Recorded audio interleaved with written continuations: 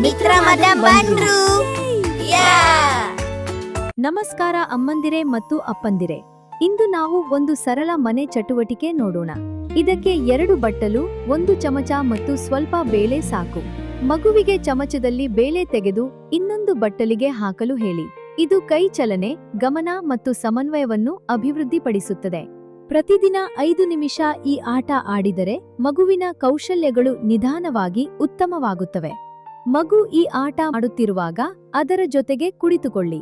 ಮೃದುವಾಗಿ ಮಾತಾಡಿ ಅದನ್ನು ಉತ್ತೇಜಿಸಿ. ಮಗು ಪ್ರಯತ್ನ ಮಾಡಿದಾಗ ಚೆನ್ನಾಗಿದೆ ಎಂದು ಹೇಳಿ. ಆಟ ಮುಗಿದ ಮೇಲೆ ಚಪ್ಪಾಳೆ ತಟ್ಟಿ ಅಭಿನಂದಿಸಿ. ಇದರಿಂದ ಮಗು ಸಂತೋಷವಾಗುತ್ತದೆ ಮತ್ತು ಮತ್ತೆ ಮಾಡಲು ಇಷ್ಟಪಡುತ್ತದೆ. ಮುಂದಿನ ವಿಡಿಯೋದಲ್ಲಿ ಮತ್ತೊಂದು ಆಟ ನೋಡೋಣ.